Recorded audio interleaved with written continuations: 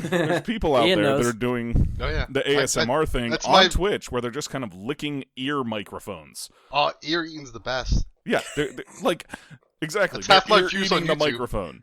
And I'm like, this doesn't belong here. Because if you ask yourself, what is the definition of pornography? Not, can you identify porn? What's the actual definition? To me, it's content made to masturbate to. If your content in any way falls under that umbrella, it probably belongs in a place with other content that also falls under that umbrella. Yeah, I'm gonna have to call the Godzilla guys because I was jerking off that whole movie. It was not intended for that, though. That's the difference. Like, you say that, but you know they knew it as happening. Okay, sure. When they made Godzilla, they knew they were making porn. They gave me a sheet when I walked in the theater. They gave you a sheet? Keep it covered. Yeah, keep it covered. Oh, to keep yourself covered. Oh, okay. I thought you meant to mop it up. You meant to keep it covered. Yeah. That's fair. No, it wasn't a sheet of how to masturbate. Instructions laid out step by step. Don't hit the person in front of you. It's the big one. That's how they got Pee-wee.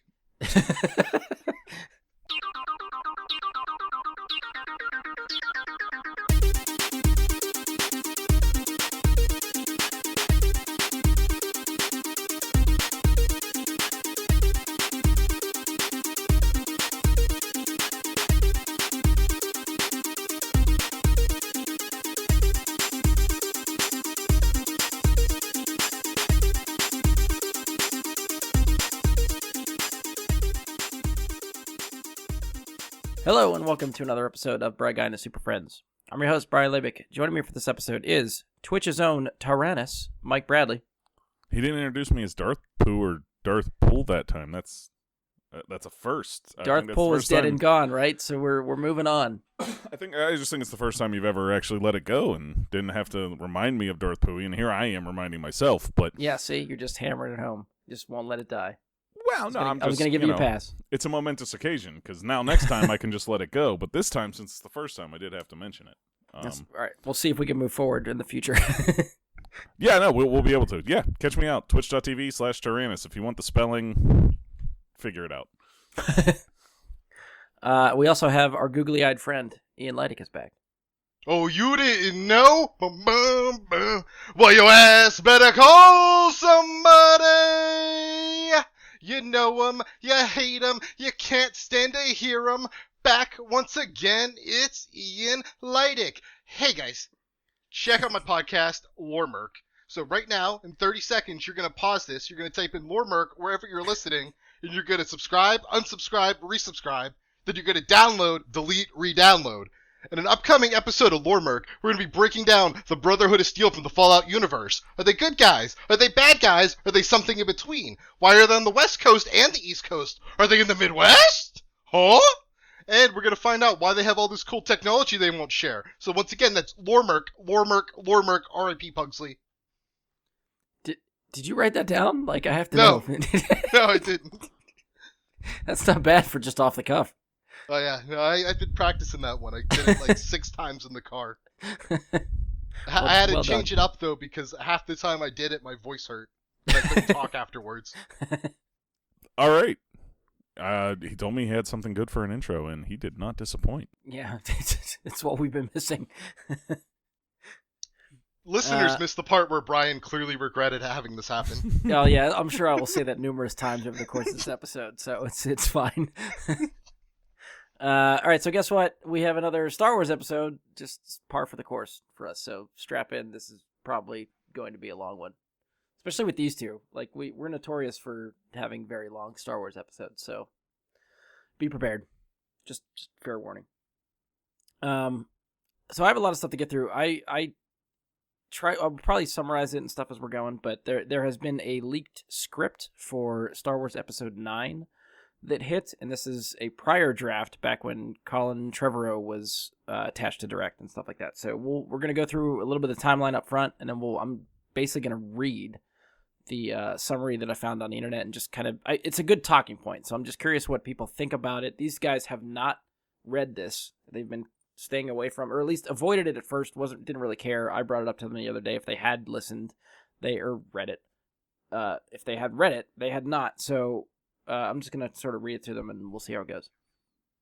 Story time with Papa Brian. That's right. I'll do it ASMR style. Do it what style? ASMR. Yeah, I'm not going to do that.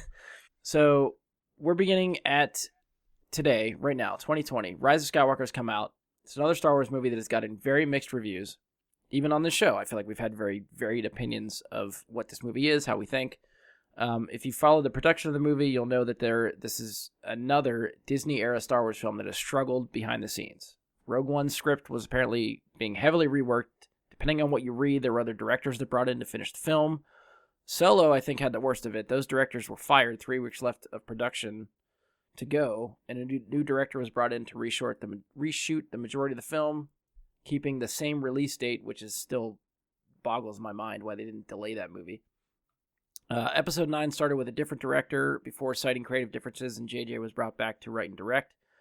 I feel like, funnily enough, the movie that seemed like it didn't have any director shakeups or really behind-the-scenes issues that went public was The Last Jedi. And that's the one that people seem to point to as, like, everybody is very divisive and controversial. But going back all the way to August 2015, coming off the massive success that was Jurassic World, Colin Trevorrow was announced to be directing Episode 9. Not only that, but he would be writing the movie with Derek Connolly, who also wrote with him for Jurassic World. In December of 2016, Trevorrow and Connolly submitted their first draft for Episode 9 to Lucasfilm. And then on December 27th, 2016, Carrie Fisher passed away. Now, while working on Episode 9 and having to edit the script around Carrie's passing, Trevorrow was also working on another movie of his own, The Book of Henry. When The Book of Henry was released in June of 2017, it bombed horribly. And right around then, his future with Star Wars was beginning to get called into question. We started hearing rumors that Kathleen Kennedy wasn't happy with his script. In August of 2017, Jack Thorne was brought on to give the script a rewrite. And after his draft, it was reported that Kennedy and Trevorrow were both unhappy with whatever he did. Trevorrow has reportedly tried to, or at that point wanted to offer to take another stab at the script, but then in September of 2017, Trevorrow was let go of the project and replaced by J.J. Abrams literally a week later. I also want to keep in mind that all this happened before the release of The Last Jedi in December of 2017. So it's not like Lucasfilm was pivoting based on the reaction of The Last Jedi. This was all before The Last Jedi came out and just, pissed everybody off or whatever it did. Now, as the story goes, JJ came back to direct. JJ and Chris Terrio wrote the script, and eventually we got The Rise of Skywalker. I bring all of this up because the internet claims to have gotten a copy of Trevorrow and Connolly's first draft of Episode 9. Now, the differences are striking. I think, if nothing else, it's a glimpse at what could have been. It's something I kind of just wanted to talk about after reading it. What I thought would be fun is to present to these guys, since they haven't really followed this as closely as I have. So, for the script itself, filmmaker Robert Meyer Burnett, who, if anyone watches Collider or Schmoes Know and stuff on YouTube, he's made appearances on there and stuff. So he's connected to Hollywood in that sense. He posted 2 videos to his YouTube account. In those videos, he claims to have gotten the first draft for Trevorrow and Connolly's script. And before you start thinking just an internet rumor, there does seem to be some validity here. The AV Club website claims to have confirmed that the same script that he has gone through is real. They claimed it from their own independent sources. And it seems like most people that have been asked about the credibility of the script either agree it's real or agree that Burnett is connected enough in Hollywood to actually get his hands on it. So for the sake of argument, we're just kind of saying this is legit, because it all kind of still points to a guy on YouTube saying, I have this and this is what I'm reading to you. But as much as the internet can confirm, this seems to be true. Official sources like Disney, Lucasfilm, Colin Trevorrow, representatives, all that stuff, they will not comment on rumors or speculation, so they're not confirming or denying anything here. I also want to stress that there's no guarantee that the script would have ever gotten made as a final version of the film, because things change during production. So for comparison's sake, we'd have to look at the first draft for Rise of Skywalker in order to see how much stuff changed between that and what we got in the theatrical version.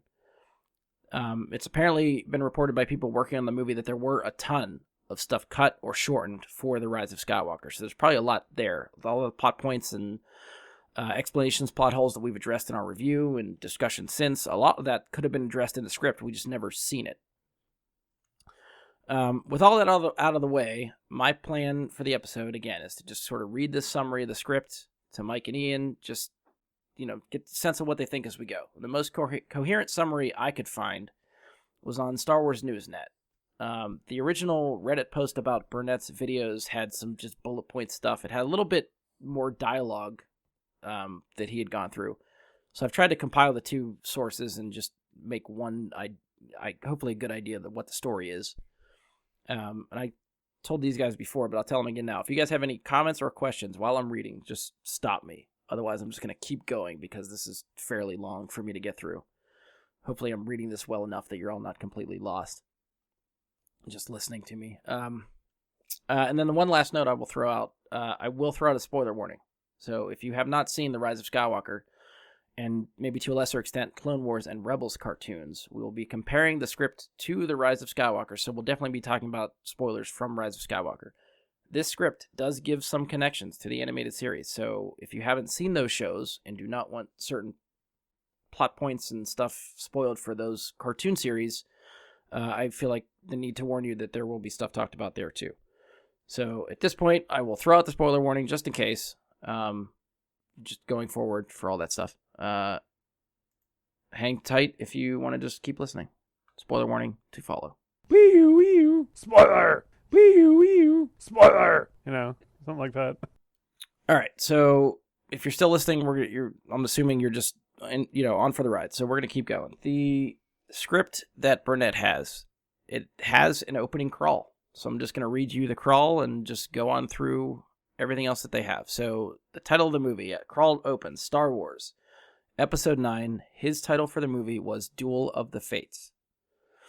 The crawl is as follows. The iron grip of the First Order has spread to the farthest reaches of the galaxy. Only a few scattered planets remain unoccupied. Traitors' acts are punishable by death. Determined to suffocate a growing unrest, Supreme Leader Kylo Ren has silenced all communication between neighboring systems. Led by General Leia Organa, the Resistance has planned a secret mission to prevent their annihilation and forge a path to freedom. All right, so Trevorrow's script takes place and opens at the shipyards of Kuwait, where the First Order is building a fleet of Star Destroyers on the backs of an oppressed workforce. It sounds like the construction takes place, at least partially, on the moon, and the completed Star Destroyers are then fueled at an orbital ring connected to the moon via an elevator that transports raw ore up to the fleet. We're dropped straight into the action with Rose Tycho and BB-8 infiltrating the moon. BB-8 is even painted like a First Order droid for the mission. Finn and Poe are infiltrating another section of the shipyard. The plan is to cause an explosion in the elevator to the orbital ring to jam things up and blow up the shipyards and the First Order's new fleet. Burnett calls the dialogue incredible and very Star Wars. There's fan service. I tried to eliminate all the stuff of like Burnett's opinions, but trying to set the stage for sort of what's coming. There is some fan service lines such as Poe saying, okay, we'll blow this thing and go home.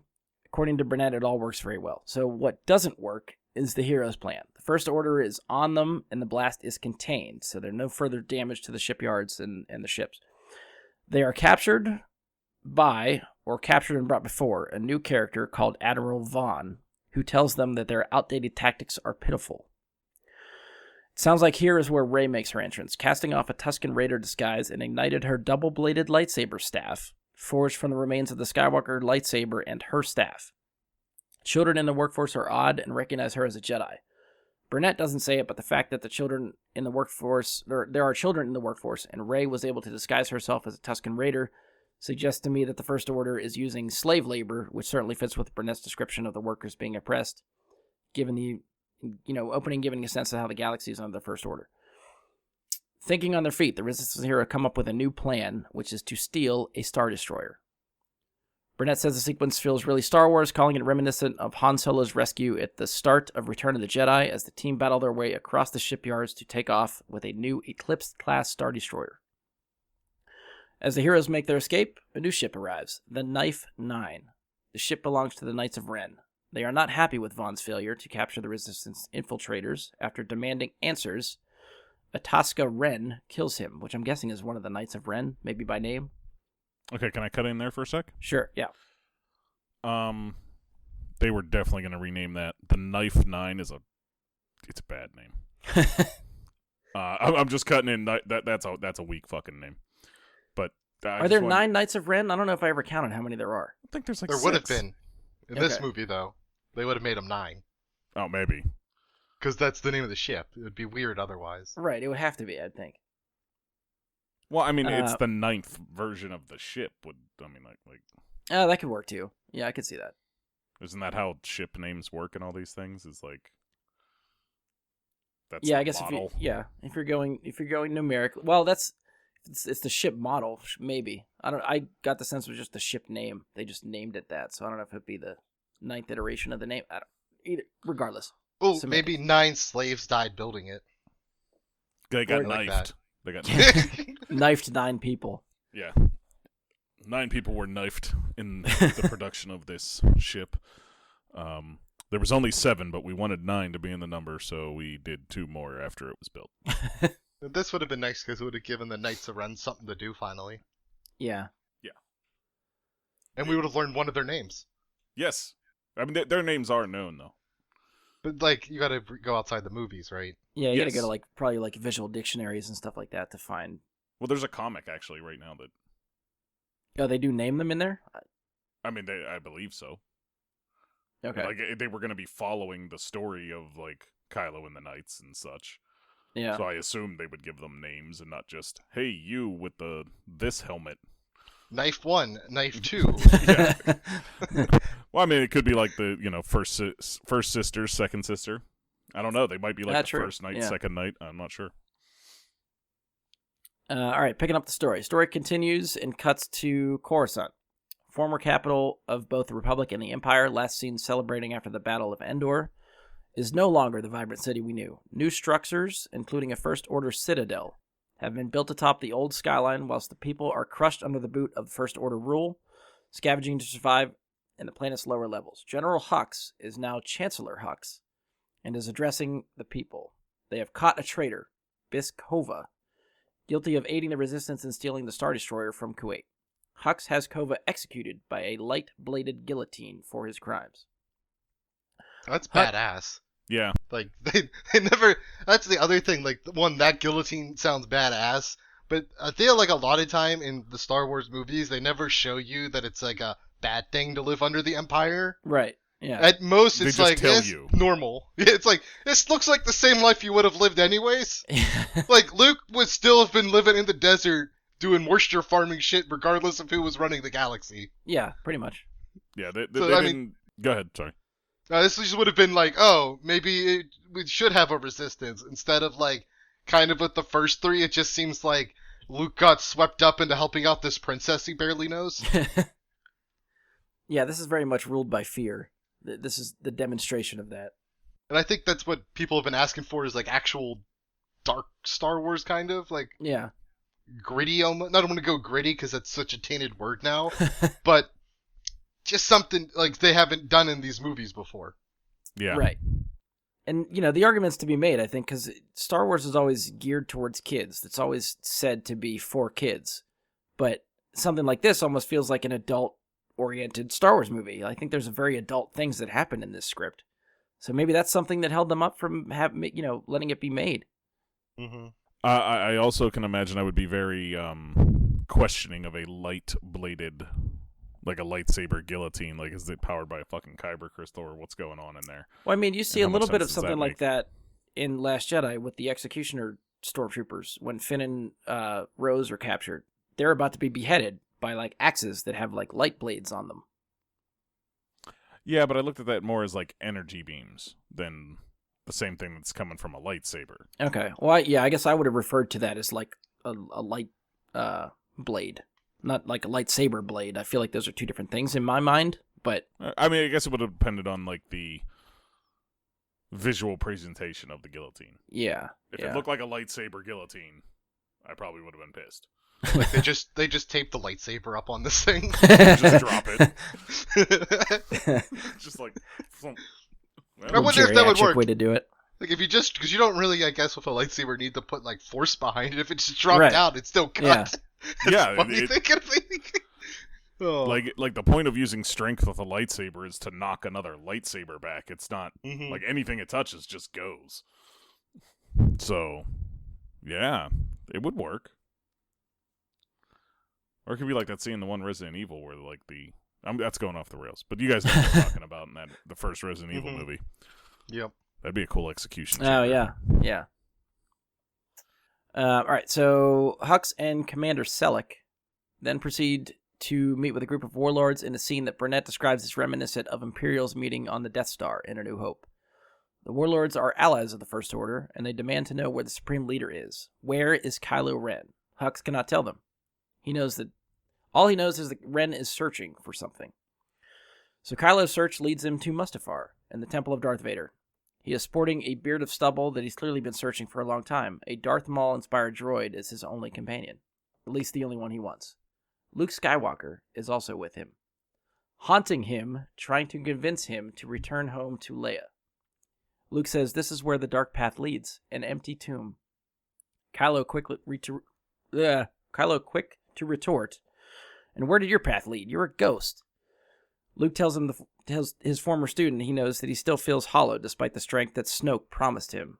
In return, Kylo tells Luke he will become more powerful than any Jedi, even him. It's a line strikingly similar to Anakin's own declaration in Revenge of the Sith. Inside the temple, Kylo finds a Sith holocron, not a Wayfinder, I may add. I was waiting for that. And a message from Emperor Palpatine to Vader.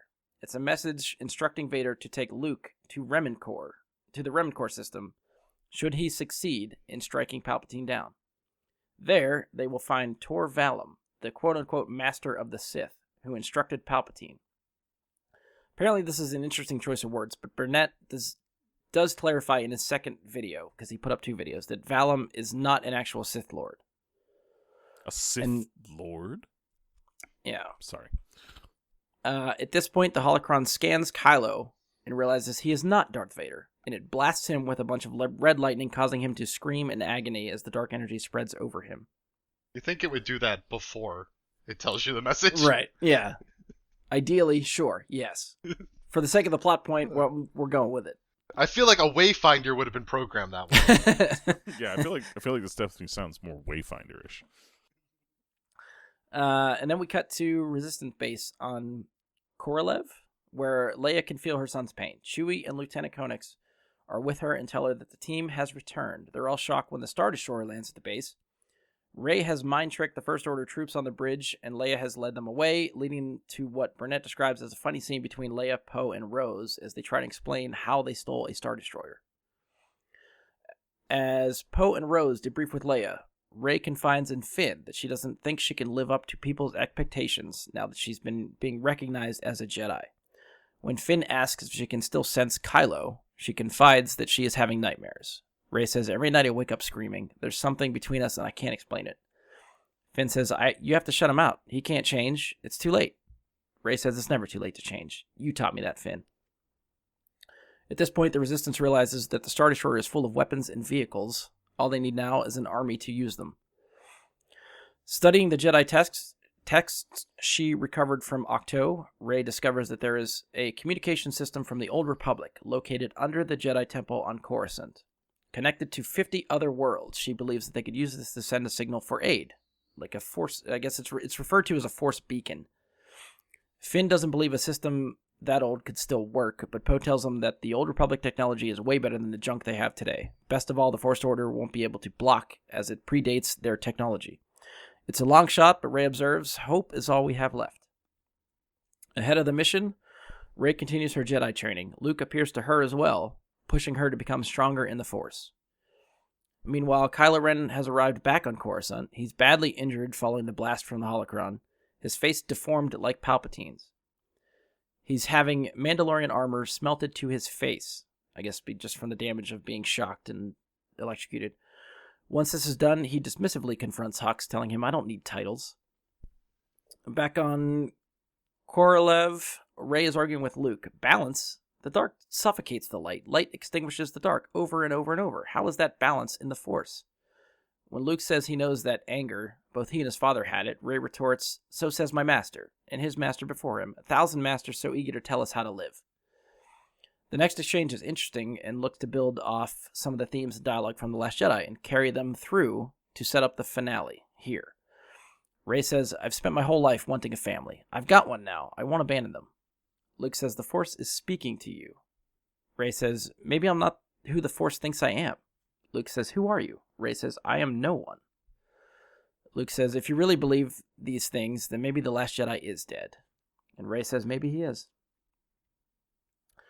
On Coruscant, Kylo tells Hux that he has to leave again. He continues to show his disdain for Hux, telling him that he has no need for his grand displays or titles. When Hux asks if Kylo found the power from the Sith texts, why can't I say that word? Texts. He replies that it is within his reach, and that the ability to destroy a planet will be insignificant.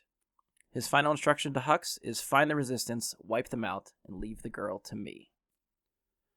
Before leaving, Kylo has one conversation with Vader's mask, telling his grandfather he understands him now, his weaknesses and pain. You allowed love to cloud your judgment, he says, before throwing the helmet from the balcony to shatter on the streets below. On Korolev, the heroes are ready to set off on their respective missions. Before she leaves, Rey has one last conversation with Leia.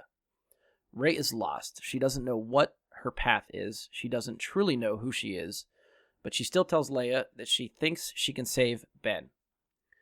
Leia sadly tells her, I believe that once, like you. There's good in all of us, but the boy I knew is gone. As Rey leaves, Leia offers one more piece of wisdom. My whole life, I've heard about balance. I don't even know what that means. You're not like my father or my brother. You're new. Whatever happens, Rey, remember the Force chose you. Your story isn't written by anyone else. And I think this is a cool callback to what Kylo says to her in Last Jedi, is that you have no part of this story. I agree. So I like some of the dialogue that we get here. Yeah, it feels like they're definitely playing into that so far. Like I'm enjoying your telling of this story so far. Well, that's good. I'm glad to see that it's completely different, really, so far than what we got. And I mean, at the very least, this lets me. This is the reason I like this. I think a lot more is just because it definitely plays with the seeds planted in The Last Jedi and leads them somewhere instead of trying to just ignore them and go forward. Yes. So there's a lot of setup and payoff between the two movies. It feels more cohesive that way to me. But again, we'll see where this ends up and if we still feel the same way at the end. Fair enough. So from here, the story follows multiple threads. So we'll be sort of bouncing back and forth here, cutting between each as it builds towards the finale. Kylo Ren travels to Remenkor, seeking out Tor Valum. Rey, along with Poe, Chewie, and BB-8, goes in search of a seer who can help her discover her path. Finn, Rose, R2, and 3PO set off for Coruscant to light the Force beacon below the Jedi Temple, and Leia seeks out old allies of her own. Kylo Ren arrives on Remenkor, a world Burnett describes as feeling similar to Exegol. As Kylo makes his way into the stone fortress, he is surrounded by death, the remains of a great battle from centuries past. As a reminder that whilst the Jedi pass to the Forth, the Sith do not. Inside the fortress, a chamber filled with the parts of broken starships, he meets Tor Valum, described as 7,000 years old, an ancient alien of unknown origin, spindly and tense, sinew and muscle pulled tight. Valum is not a Sith Lord, but some kind of teacher. He's an ancient being with arcane knowledge. When asked if he trained Darth Plagueis, Valum says the name means nothing to him. He says, You wish to obtain the power of those who came before. Take your place among the gods of Mortis. It's a statement more than a question. When Kylo confirms that he does, Valum mocks him, saying, You call yourself a Sith, but the Sith are unrepentant, remorseless. You are haunted by the past, your very existence. Kylo claims he has no regrets, but Valum sees through the lie, telling him that until he can sever himself from the past, his fate will be no different than the dead warriors who litter the battlefield beyond the fortress. But he does agree to teach him. He says, The living force is nourishment. The more one consumes, the stronger one becomes. To take life is to cheat death. The ability he teaches Kylo is vampire-esque, the power to consume life, literally draining the living force from his opponents. Isn't that from the second KOTOR game? The guy with the mask did that? Pretty sure he was draining the life from all the planets, and that's why you had to beat him. You mean Nihilus? Yeah. Yeah, that's what Nihilus would do. Okay, so now I know where he got this script from. So he just ripped off KOTOR too. You can now see it. Yeah. I guess that's a cool ability though. Like it's fun than just having lightning, but I guess it could be hard to like demonstrate it. You know, like I you mean, have they to, like, did the opposite with what we actually got, didn't they? As opposed to, like, sucking the life force out of something, they were putting it into something. Right. And then, of course, Palpatine does it to them at the end. Oh, it'd be cool if you like did it and it actually created holes in people. Oh, dude, I would love that. Like the scene in, was it X-Men 2? Where Magneto pulls the iron out of his blood, if it was something like that. Yeah. One thing I want to make note here, too, and this is more that some Clone Wars stuff here, but Mortis is a connection to the Clone Wars animated series. So anyone that's watched the Clone Wars should recognize the name drop. Mortis is featured heavily at the end of the story. So I know Ian hasn't watched the Clone Wars, so I'll just kind of ask you, I guess, as someone who doesn't know anything about it, do you want more of a summary now, or do you just want to see how the script plays out and save questions for later? Is it a planet? It is a planet. Okay. Well, no, sorry. No, it's like it's what? Like a monolith that sort of floats in space. Less of a, like there's planet stuff inside, but it's... That works as a term. Monolith, I guess, is a good way to put it. Some sort of structure. It's less of a planet. I wouldn't say it's necessarily a naturally occurring thing. Yeah, it's kind of like a Bermuda Triangle type thing that shows up at random times, and somehow people get sucked into it without really meaning. Like the Clone Wars episode where it's featured, Anakin, Obi-Wan, and Ahsoka end up there, but they're not going there. It just kind of finds them and calls them there. But it has to do a lot with like the balance of the Force in the universe happens at this place. So that's basically like they tried to give the Force itself a home? Yeah, actually, that's probably a good explanation for it, yeah. Okay. I got it now. All right, I'll continue. Across the galaxy, the Resistance team has managed to bypass the First Order's blockade of Coruscant. As we saw before, it is not the world we remember from the prequels or the last shot of Return of the Jedi. Now we go deeper underground, truly seeing those downtrodden and oppressed from the First Order. As they enter the lower levels, 3PO remarks, "I'm afraid all my knowledge of Coruscant is limited to the upper levels." R2 beeps an indignant response, prompting 3PO to reply, "Elitist? Where do you even learn that word?" As they come to the Jedi Temple, it is a shell of its former glory, fallen to ruin, those forced to live as scavengers, sleeping rough and around oil drum fires in the temple grounds. "This doesn't look like the Jedi Temple to me," 3PO remarks, a sad reminder of how things used to be. As people look at them over the fires, R2 bleeps at his old friend. "What do you mean I stand out?" 3PO asks. Another beep. "Gold is ostentatious. Leave the vocabulary to me, you glorified mechanic." Some of the dialogue, like the little bit that we get a dialogue between 3PO and R2, I love it. Like there was not 3PO and R2 enough in Rise of Skywalker, and I miss it. I didn't realize how much I miss it until reading some of this. Yeah, the two of them belong together on screen. Yes, yeah. With their full memories. Yeah. Oh, there's more on that later. Oh, is Babu Frick still in this? But that's the only... This script is missing Babu Frick, and I'm Fuck! so... No. That's the one thing I was like, God damn it. Well, good Maybe thing it they has didn't make something better this. than Babu Frick that we just don't know about. Like guillotines?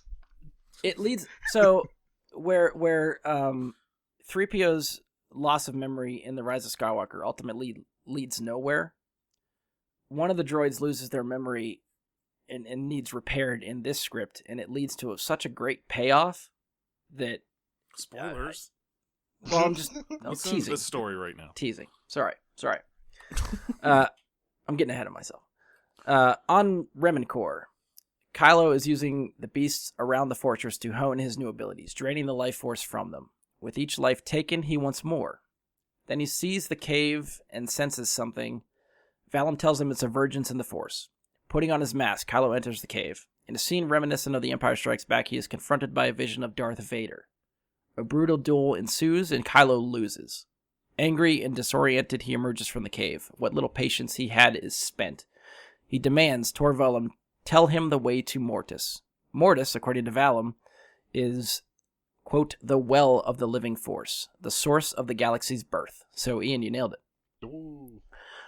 Kylo Ren is not worthy yet. Refusing to be denied, Kylo turns on Valum, using his own techniques against him, and drains the life force from him.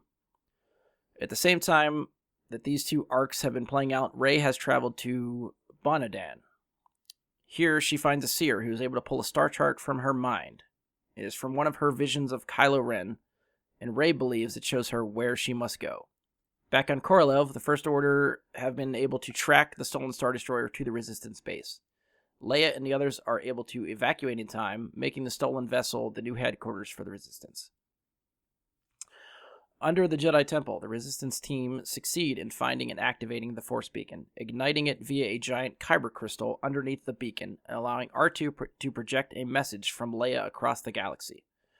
Burnett describes the scene as being written like the beacons of Gondor from the Lord of the Rings. It was to see Leia's message go out across the galaxy. Our voices will not be silenced, she says. We can no longer live in the shadow of the First Order. We must step into the light. The message is cut short by the First Order, somehow, who were able to stop the transmission, but it is heard. From the Bendu monks to Tatooine, Leia's message reaches across the stars. Even Bosk, the former bounty hunter now seen living like a king, and Temeray Blog, broom boy from The Last Jedi, in the stables of Canto Bight, even hear the call. With the beacon down, Finn, Rose, and the droids flee into the Undercity. On Bonadan. Bonadan. Yeah, I said it right the first time. Why I can't say it now? The Knights of Ren have found Rey and Poe. There is a chase across the sea with Rey, Chewie, and Poe sailing a razor sail as the Knights attack from the Knife 9 above. The chase culminates in an epic duel between Rey and the Knights of Ren. Rey has visions as she fights and kills the Knights. She has seen them before. Even though they have never met, she knew who they were. After the conflict, she is upset, shaken by what she has done. I had no choice, she tells Poe, who does his best to reassure her that it's okay. See, I don't get that, just because I know with Rise of Skywalker, people were just killing stormtroopers constantly. Yeah. I'm just surprised she would care about killing people, because we had a lot of deaths, I feel like, in these. I mean... Yeah, I think that's any Star Wars movie. It's like all the villains just indiscriminately kill innocents, and yet all the heroes that we root for indiscriminately kill the bad guys, so no one questions who they're killing half the time. Like it's a war. It's what happens. Well, I mean, right in The Force Awakens, like even after she meets Poe, somebody who reluctantly was a stormtrooper and learns his story of everything, we still see her just, gun down stormtroopers on Takodana. Yeah. So... Yeah, how do you know all the people she killed there are not like Finn? Right. You want to be redeemed. Yeah. They're just doing it out of fear, and she's just like, fuck you anyways. Dead. I feel like that would have been something they would have changed in the rewrite, I'm hoping. Yeah.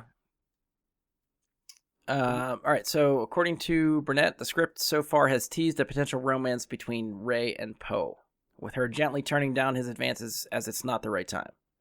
Now, in the aftermath of the battle, she knows she must continue alone, so Poe refuses to let her go alone, even at her insistence that the Resistance needs him. So Rey tries to use a mind trick on him. Poe resists. You'll leave this place and go back to the Resistance. Rey keeps repeating, getting closer and closer until she can touch his face, until she can finally kiss him. At this point, Poe's will relents, and Rey's mind trick works. Poe takes the Falcon and returns to the Resistance with Chewie and BB-8, while Rey takes the Knife 9 to follow the star chart pulled from her mind. So was she... Oh, can I cut in? Yeah. Was she setting up Poe to be able to manipulate him with the, the potential romance between them that they would tease up to that point? Or is this something where, like, Trevorrow just decided, like, oh, we're going to set this romance up out of nowhere? And... Well, I think the movie itself, if because we don't obviously have the whole script, and I'm just going off of what I read. I think that probably there's parts in the script that Burnett maybe had read or refers to where the two of them, they hint at the romance probably earlier on in the script. So I don't mean like in the movie. I mean like in the series up to this point. Like a Rey and Poe thing was never implicated because they never even meet until the end of Last Jedi. Right. And yeah. I think people were just going like based off that meeting. Like, that's just completely out of nowhere to me, like a Rey and Poe thing. I think it goes with the whole, like, Poe being, like, the Han type, where he would... but they've treated it more like a, what's his name? Shatner thing, where he'll fuck anything that moves. Yeah. Well, no, I believe Poe would be like, yeah, sure. Yeah. But I don't see there being, like, that thing between them. I mean, honestly, for me, I felt like the 2 seconds we get with Poe and Rey at the end of Last Jedi, I was like, yep, I ship it. I'm in. Let's see where this goes. I was ready for it. Really? I was hoping Rise of Skywalker would do that, and it did not. I was still hoping that they would have, like, Finn and Poe get together, personally, I because that was there. Yeah, there is more, I think, stuff you can point at in the movies, especially some of the books, too, where it seems like Poe and Finn could have something. It's a very fine line between bromance and romance that I can't tell which way they were going to end up in episode 9. Well, I still always refer back. Oscar Isaac himself said he played it romantically. Purposely, intentionally. I That's heard his that, own yeah. words. So Yeah. Yeah, I don't feel like they had the balls to pull the trigger on that. Oh, no, they didn't. They definitely didn't have the balls to pull I the trigger. feel like that's, like, with the ending when they had the 2 girls kissing, that would have been them if they would have, like, decided to go through with it, you know? Yeah. But, like, they were like, I think Had we that can have moment girls where, kiss. like Finn and 'Cause, Poe like- just finally give in. And Yeah. they're like, fuck it. I am really into you this way, dude. Yeah. And they're like, But bro, they knew that bro. They would have gotten make so out. many letters. Anything else to add, or I'm gonna keep going? I don't know. Like, I never shipped the Poe and Rey thing, personally. That was... Okay. So that would have bugged me, it being a thing. Well, if we would have in this movie, if they were leaning towards that, if you would have started getting hints of that romance up until this point, would have been better for you, or it still seem like it came out of nowhere? Out of nowhere. Like, Because you're still led to believe like time passed between this and the Last Jedi. You don't know how much time, I guess, based on the Right. script, but But, I mean, like, if you're going to have a romance form in a movie trilogy, you don't start in the third movie with it. well, that's fair too. Yeah. So, All right, I'm gonna continue. Where was I at? As Kylo Ren leaves Remencore, Hux contacts him to inform him that the Resistance slipped past the blockade and tried to send a message out to the galaxy. Hux believes they must respond with a show of strength and wants Kylo to show the galaxy the new power he has acquired, saying his absence has emboldened their enemies. But Kylo cuts the transmission and heads for Mortis. In the lower levels of Coruscant, Finn and Rose get to know the underclass who have been oppressed by the First Order. To Finn's surprise, this also includes more former stormtroopers, like himself, including some he knew from his training, who now feel lost and no longer support what the First Order is doing. Together, they begin to stoke the flames of an uprising.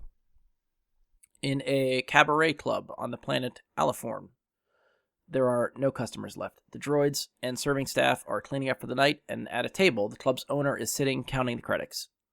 A man in his element, Leia says as her shadow falls across the table of credits. Lando Calrissian jumps up and tries to kiss her hand as Leia brushes him off. He tells her she shouldn't be here, that most of the clientele is First Order these days. It's not what he'd prefer, but what can he do? Leia tells him they need help. She wants him to bring the smugglers together to help the Resistance. Lando reveals that he promised Han he'd take care of her if anything happened, prompting Leia to joke, "What, you take care of me?" Lando's response of, "I know, you deserve better." But he can't protect her from the First Order. Leia says, "Come on, fight, come with me, fight with us." Lando, "No, we won a war once already, and what good did that do?" That's very Is true. Yeah. That's the thing with Star Wars, too. It's like, they never actually fix anything. They never win. It's just another battle somewhere down the line. As he takes Leia back to her ship, he kisses her forehead and tells her that he'd do anything for her, but apologizes and say he can't help in this fight. In an unknown part of the galaxy, Rey arrives at Mortis. Space is black with no stars to be seen. In a callback to the Clone Wars, the Knife 9 loses power as she approaches and crashes onto the surface. At the same time, Kylo Ren arrives at a different part of the monolith. So I guess they refer to it as a monolith here, so I think that's where I got the that's what I would call it. terminology. I mean, like, what else are you going to call it? Yeah. On Coruscant, Finn and Rose lead a civilians' uprising in the square around the First Order Citadel. As the battle begins in the ground, Leia and the Resistance arrive in space with the stolen Star Destroyer. Poe and Chewie are with them, and Chewie even pilots an X-Wing in the space battle above the city planet. Back on the surface, Rose is captured and tortured, but she remains defiant and manages to escape. Back on Mortis, Rey is climbing an icy peak, with wind and sleet buffeting her as she attempts to reach the summit. At the peak, she finds ancient statues of robed figures that are not Jedi. As the wind and snow whip around her, she is assaulted by a vision of Jakku, of herself screaming as a child as her parents are dragged away from her. She sees her mother try to run for her, but her father holds her back, telling her it's too dangerous. Her mother's words reach her. "Wait, we'll come back. You'll understand, we'll come back." Back atop the Mortis Peak, Rey is screaming, igniting her lightsaber and shouting into the void, demanding to know why they didn't come back for her. As Rey is confronted by her past on the mountain, Kylo is confronted by his in the woods. He sees a house with a smoking chimney, and a young boy dressed in black robes approaches the door. It's himself as a child.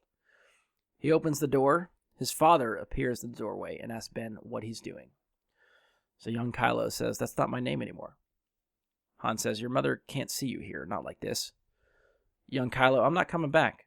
There's a greater destiny for me." Han, "They're lies, son, empty promises. You have everything you need right here, right now." Kylo says, "What, you? Her? My master says I have an unequaled power neither of you understands." Han says, "Your mother understands, more than anyone." Kylo says, "She sent me away." Han says, "To learn, to grow." Young Kylo says, "I have grown." Han says, "Your mother loves you." Kylo says, "She's afraid of me."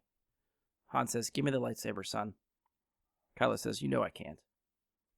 As Han reaches for the lightsaber, the vision changes to show Han's death in The Force Awakens. And then Kylo begins to climb the same mountain that Rey has just scaled. This I like.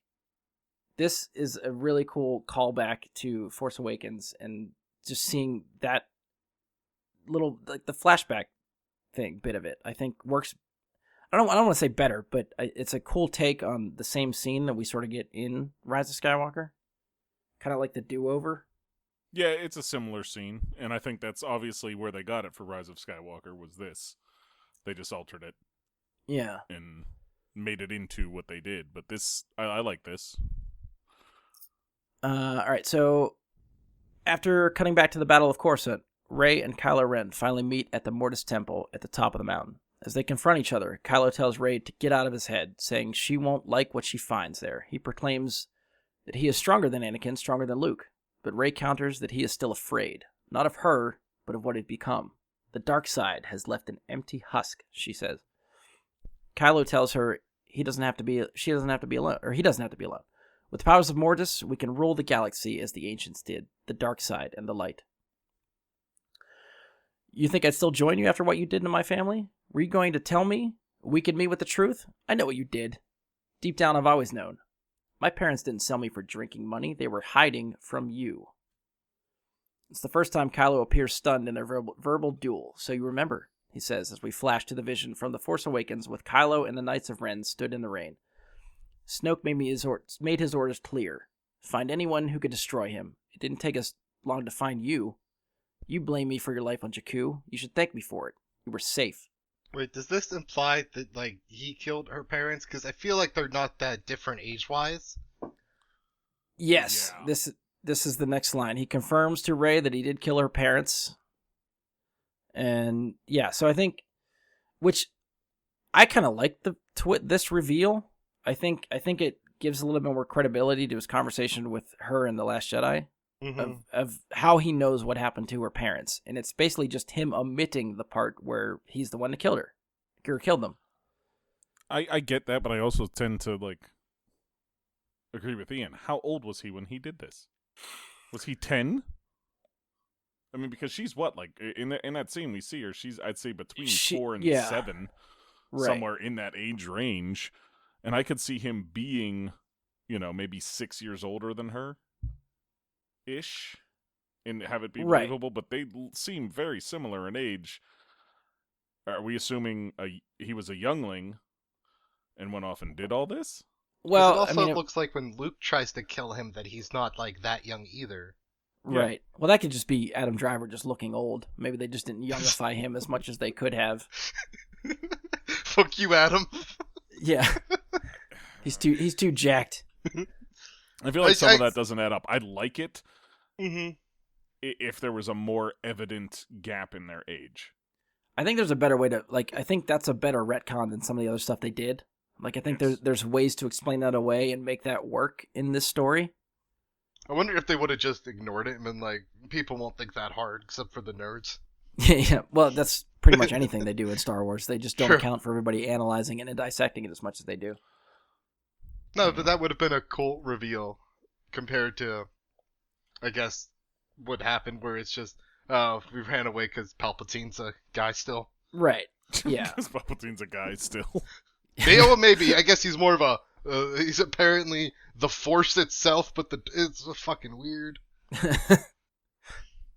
I also liked with this, I guess, so far from what we know, they didn't give us any spoilers in the crawl. Yes. Like Palpatine being alive is the first yeah, sentence. right? The dead speak. For someone that has a bad very crawl. secretive and big plan, just to announce to the galaxy that, yep, this is what I'm doing. Come get me. Come at me, bro. Like, that's... And his Star Destroyer fleet's not even finished yet. Right. And it's Yeah. underground for some reason. Yeah, it's a mess. It just comes out of the planet. What the fuck? I did, like, I guess with this, they were also going to have a Star Destroyer fleet thing. And I guess the only other thing I'm thinking about now that I brought it up, would it have mattered at all that they stole one Star Destroyer? Like, I think Is that a big considering their deal? lack of resources, that yes, that's a big deal for the Resistance. For the First Order, I guess it probably doesn't give a shit. They don't Okay, care. so- They get enough stuff. But because it implies they don't even have enough people to fly it, so now that's literally their only ship. yeah, Well, and I had Yeah. and I had a problem with that too earlier. They said that like they landed the Star Destroyer at the Rebel base, and I'm thinking like, aren't Star Destroyers like really fucking big? yeah, I'm I hoping feel like that's they just would like not a be. wording thing. Yeah, I hope so. Like they Because they like mean they just landing a docked Star or Destroyer, something. as far as I understood, they didn't really land because landing gear would not hold that thing up. Like you would yeah. not land I don't it. know. Well, even it trying to like enter the gravity and shit would be fucking wonky as hell. Oh yeah, the thrusters wouldn't work Mhm. against gravity. Like it couldn't enter the gravity field of a planet, but then it does on Jakku in a smaller form. But it's the size of the city, Mm-hmm. Or not Jakku, on Jeddah Jeddah. in Rogue One. It's the size of the entire city. Yeah. So I feel like, I don't know. Well, I think that's why it's a big deal for the Resistance, because, and I think they even said, like, their base gets destroyed, so that's their base of operations now, is the Star Destroyer. Right? No, I get that.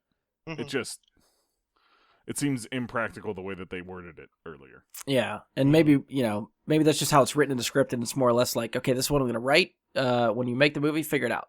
We'll make it work the somehow. logistics in. Yeah. All right, so Kylo confirms to Rey that yes, he did kill her parents. He did murder Han Solo and millions of others, but he's not here for her. Kylo says, all I want is behind that door. Rey refuses to move. Rey says, you have to kill me. Kylo says, I know. So that's like the throwback then. The I know moment. Yeah. As opposed to I love you and I know. Sorry, Reylo fans. You'll have to kill Yeah. me. We'll get there. Their duel begins, an epic confrontation of both lightsabers and force powers as they both try to take the living force from each other. The duel on the mountain top of Mortis is intercut with the sky and ground battles of Coruscant. Like Han returning to help Luke in A New Hope, Lando arrives with a fleet of smugglers, including Bossk, to help turn the tide in the skies. I think they're I see your face, Mike. Bossk was mentioned earlier as hearing the transmission. I think we're led to believe that Bossk is somehow part of this line of smugglers that Lando was reaching out to. He's given up the life of bounty hunting. It's so fucking random. Yeah. To be like why "And Bossk?" here's Bossk. Like, what the fuck? Like it'd be one thing if he just showed up, but like the fact they Yeah, keep no. naming him specifically, like it's this like- huge fucking thing. Like him being in the background somewhere in a scene, it's like, okay, that's fine. You walked past Bossk. Cool. Bossk being like this heroic return when Lando comes back. It's like, why the fuck is Bossk here? We don't care. Bossk is the redemptive arc we've all wanted. Let's Bossk be is the fair. Babu Frick.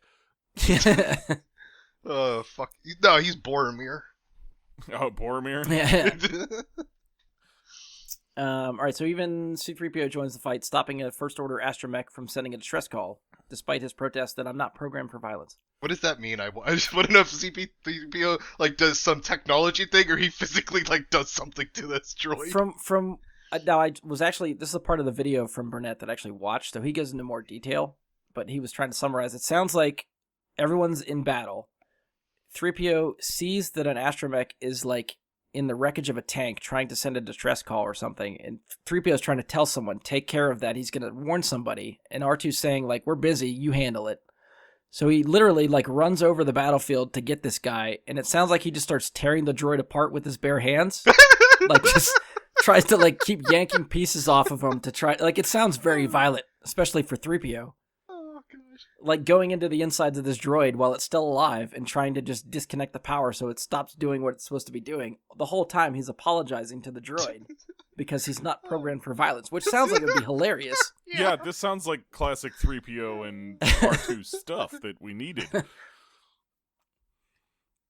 So that was what I got for that one.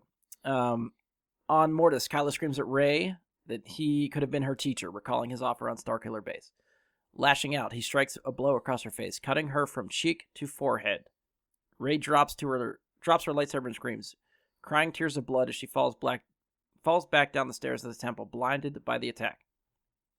Back on Coruscant, R2-D2 is blown up. His head is scorched. There's emotion like we've never seen from 3PO, as Chewie, who must have landed his X-Wing somewhere over the course of the battle, scoops up the torch remains of R2-D2, straps him to his back as he once did 3PO on Cloud City.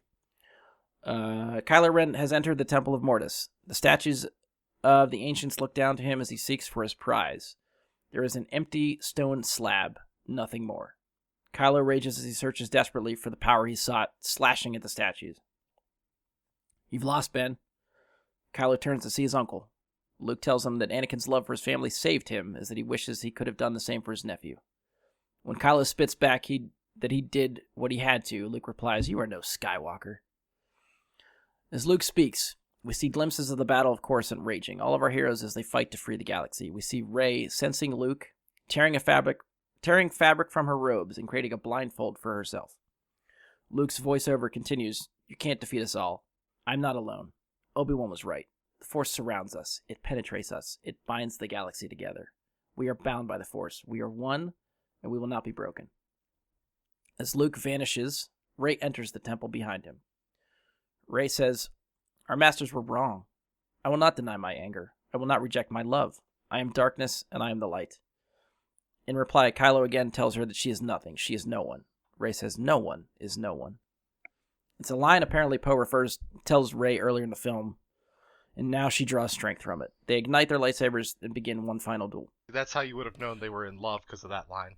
Yes, yeah, that line would have worked to cement that. I'm also like, I don't know how I feel about them just rehashing Kanan again, with her being blinded, and then just like, I don't know. Yeah, that's a little bit of I feel like we've seen it. Yeah. On Coruscant, Chancellor Hux realizes that the tide has turned. Though the battle still rages, the First Order has lost. Now, this is something I thought was cool. This kind of comes out of nowhere because there's no... Apparently the film hints at this, but this is the first time we're going to mention this, so I'm going to see how you guys think. Throughout the film, Hux has been trying to use the Force. He wants the power that Kylo Ren has. And it's now revealed that he's basically a big Jedi nerd and has been collecting lightsabers and Jedi relics. And now, with the First Order crumbling around him, he picks up one of the lightsabers he's kept, a purple-bladed lightsaber, and stabs himself and kills himself. Seppuku. Yeah, that's what I was thinking. I was like, this is literally some Japanese World War II shit. Yeah. That's like I think I've said for a bunch of these things, this is a lot darker than I think any Star Wars property would have gone before. Right. So I can see why Kathleen Kennedy didn't like it. Yeah. But yeah, I enjoy it a lot because it's so pretty far, badass. so yeah. I like that it gave Hux something to do. Like, he's a character that I wanted him to do something, especially in Rise of Skywalker. Right when I thought he got interesting, they killed him. Because I think this like also brings up like how in the original trilogy, where they talked like the Sith, the Imperial commanders always talk shit. Tried to talk shit to Darth Vader about his dead religion and weird shit. And like, there's only like say like 5 of these people in the galaxy or whatever at this point. you would of course try and use that power that basically lets you be the ruler of the universe. Right. Like, yeah. why wouldn't you? And I think it's cool that he's like, well, I still can't use it. We're about to lose. Fuck it. I'm going to kill myself with Samuel L. Jackson's lightsaber. Because I have to assume that's his. If it's that's why they mentioned it's purple. Right. If they're specifically saying it's purple, we only know of one purple lightsaber, so. Supposedly, yeah. So yeah, that would be interesting. And that would have been a fun thing throughout the film of you slowly see, you start to see Hux slowly try to secretly move his hand and open doors and nothing happens and stupid shit we all do. Yeah, I was gonna say all of us. Yeah. Once a day I just test just to be sure. I mean, I guess happened, if it was less dark, it would have been nice to see Kylo fuck with him by moving some of the stuff to make him think he was getting the power. See, now that's comedy right there. That would be great. You just see Kylo move his fingers just a little. Yeah. All right. Rey and Kylo are evenly matched as they duel in the temple, neither gaining an advantage until Rey is able to shatter his hilt, taking several of his fingers with it.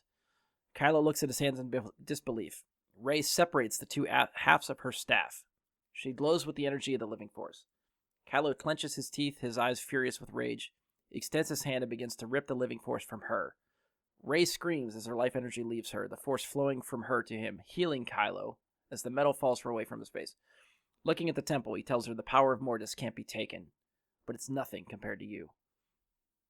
As he continues to drain the life force, Rey calls him Ben, pleading as Luke did on the second Death Star, it's not enough. On the Star Destroyer over Coruscant, Leia feels the disturbance in the Force. She reaches out and asks her son to come home. It's at that moment that Kylo feels love and realizes it was Anakin's strength, not Vader's weakness. He takes Rey's hand and reverses the flow of the living force. Light and dark energy swirls through them both as she begins to heal, and he is reduced to a husk. With his dying breath, he tells Rey her full name, Rey Solona, which I feel like should have some impact, but that name is nothing. But at the same time, I guess that's the whole point. She's a no one. Her name is brand new. We have no idea of any type of lineage. It doesn't matter. Lying on the stone floor of the temple, healed but still wounded, particles of light begin to surround Rey. She floats up with the energy as light engulfs the frame, and we are transported to an astral plane. Glimmers of energy flicker in the darkness, and Rey is greeted by Luke, Yoda, and Obi-Wan Kenobi. Rey asks if she's dead. Obi-Wan says, in this place, there is no such thing as death. Yoda says, taught us much you have. Yoda explains that Rey has succeeded where they have failed because their point of view was too narrow. Luke said, you chose to embrace the dark side and the light to find the balance within. And now she must make a choice. Remain here in knowledge, serenity, and peace, or return to the living, to a galaxy in turmoil where she will know pain and suffering, but also love. Rey thanks them, and as they fade into the cosmic force, Obi-Wan's voice proclaims, you are a Jedi, Rey Solona, but you will not be the last. Back in the real world, at the Battle of Coruscant, the First Order capital ship base ends up being a ship. As the battle continues to an end, the First Order Citadel tries to take off, attempting to flee the planet. But Rose, presumably when she escaped being tortured, has messed with the coordinates in the navicomputer. So as the Citadel attempts to jump to lightspeed, it hurls itself into a planet and is destroyed. I hope there were people on the planet. There's, depending on what, certain sources had said planet, certain sources had said sun. This part of the script is a little wonky. But the main thing that I was reading off said planet, so that's what I went with. In the aftermath of the battle, Chewie is working on R2 with a repair droid as 3PO watches on. Maybe this repair droid, we could have just subbed in Babu Frick there. And that would have been amazing. Yeah, just put him in for the repair. Hey, Babu Frick here! You're fucking crazy! Hey! I would have started clapping. Yeah. A quick cycle through his memory banks, and he will be his old self again. I hope. He tells Leia as she approaches. I can't imagine what I'd do without him. I know he's stubborn, but 3PO trails off as if he wants to cry. Leia assures him that R2 will be fine. Kneeling down, she picks up his memory drive, which was rescued by BB-8 during the battle. She inserts it to R2-D2 as she did in the Death Star plans so long ago. And this is the part that would fucking wreck me. As R2 boots up and cycles through his memory, we relive the entire saga through his eyes. Luke buying C-3PO, Obi-Wan passing on Anakin's lightsaber to his son, the Death Star trench run, the Yavin medal ceremony, Yoda lifting the X-Wing from Dagobah, Luke's salute to R2 at Jabba's sail barge, Han and Leia's moment outside the Endor bunker. We live the entire saga, prequels and all, everything through R2-D2's eyes. Leia is taken aback by the memories, R2 beeping affectionately as she thanks him. The film ends on Modesta, which I've seen a few people refer to as a callback to Modesto, California, where George Lucas is from. And we end on a serene ranch where Finn waits with a group of children. Rey arrives, ready to train the next generation of Jedi. Roll credits. So that is the first draft of Colin Trevorrow and Derek Connolly's Episode 9. I mean, I don't want to, yeah, that would be better. But in a lot of ways, I feel like that would have been a better movie. In a lot of ways. I feel like there's a lot of things that needed smoothed out in there before the final film. Try to just go through stuff you like, stuff you didn't like. What are you comparing to what we got? I like all the suicide. the one thing of suicide. No, it's because that Kylo kills himself essentially. That's true. So, well, I think Kylo. Yeah, true. I guess Kylo. That part of it, I've seen a lot of people reading the script saying, "Oh, no redemption for Kylo. Fuck it." He does have his redemptive. Yeah, that is the redemption. Yeah, to save her. Okay. There's no Reylo, so I think that pisses a lot of people off. But he's inside her now. Oh God. I can't back. That, I guess. He's back. I mean, I can't. Technically, he's correct. Yeah, can't discredit that. I think for me, that whole idea played out much better than it did in Rise of Skywalker. Yeah. Kylo went full dark side, which is what Yes. we get led to believe he's going to do at the end of Last Jedi. Yes. He has abandoned that opportunity to turn to the light. He has said, no, fuck that. We're going to do our own thing, my thing. I'm going to rule the galaxy, which is what the Sith do. And then in this movie, we get him becoming a Sith. I mean, he gets scarred, just like all the other Sith that we've seen have. Well, at least Palpatine and Anakin, we see them get scarred up. I guess Dooku and Darth Maul don't really have that problem. Well, Darth Maul didn't live long enough for it to happen. Fair enough. He would have been young. But then he is still technically around for a long time. But nonetheless, he doesn't... It's different. He's Dathomirian. It doesn't go the same way. But moving past that, he gets scarred up. I don't know what the fuck putting Mandalorian mask on him is about. I think it's just so you know what it looks like. That's why he described it like that. Probably familiar armor or metal or something. Okay. Is what they're going for. Yeah, I was going to say maybe if it was the same mask that he wore before being put back on him, I would be okay with that. But going directly to Mandalorian, it's I think I've seen somewhere that refers to the helmet that he puts on in this movie is much more Vader-esque. Okay. So it's not a Mandalorian helmet. Okay. But I like that they take him that route. They let him go full dark side. And then at the very end, he gets that little turn back, the same way Vader did. Vader doesn't get a happy ending. Right. Vader gets an ending, but he does not have a happy ending. And I think that was something that needed to happen for Kylo. And I feel like he gets too much of a happy ending in The Rise of Skywalker. Yeah. Even though he's, it's still his actual end, I feel like it was too happy of an ending. And I like that we get the payoff for Luke's final line in The Last Jedi is, "I'll see you around, kid." Yes. And we actually get that in this movie. He where does Luke is see the kid just, around. Yeah, he's just fucking with him the whole time. Yeah. Also, the one similarity I feel like between this and the movie we got was where Kylo doesn't really want to run the First Order, from a military or actual government perspective. Oh, yeah. Where he'd be better off letting Hux or someone run it and just being the Shadow Chancellor, telling him what to do and not being the actual figurehead, because he does not care about any of this politics or nothing. He has to talk about trade agreements once. Yeah. It's He just just like, wants the power. Yeah, He doesn't it's like- care about the bureaucracy. It's like he doesn't even need it. Like, you just go be Force God on Mortis. Like, why even have the First Order? Yeah. And Mike, I don't know if I was led to believe the part of the movie or the script where Rey talks to Yoda, Obi-Wan, Luke on the what's referred to as an astral plane. That this is the world between worlds. Okay, that's cool. And like, Which if would it was again actually tie the into world Rebels, between which worlds, would be. It's never referred to as that, but that's the only thing in Star Wars that I could think of that's like astral planey. right. So just the fact that it even has a potential to call back to Rebels, and especially all the connections we get to Clone Wars in this, is great. This has the most prequel connection stuff of any other Star Wars movie we've had. Like, everybody else just wants to feel like the prequels don't exist, but this ties back to them, I think, in a very, very good way.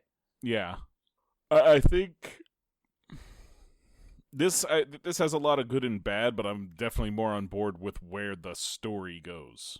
I mean, like, giving the Knights of Ren actual shit to do, having Lando say what he says. I feel like that's a very good point that Lando makes. We stopped briefly there where Lando's like, "Oh, we already won a war and didn't do any good, did it?" Yeah. And I feel like they explain everything. I don't feel like there's any major plot points here where I'm like, "Boy, how the fuck does that happen?" Right. Whereas with what we got, it's like many major plot points. I'm coming out of that film like, what? Wait a minute, what the fuck? I feel like there's a lot of like JJ and Kathleen Kennedy and stuff, like they're all promoting Rise of Skywalker. It's like, well, the story had to take us to Palpatine. No, it didn't. This one kind of proves it. He's a message in here. That's it. You don't need him. Yeah, as a message, it would have been great.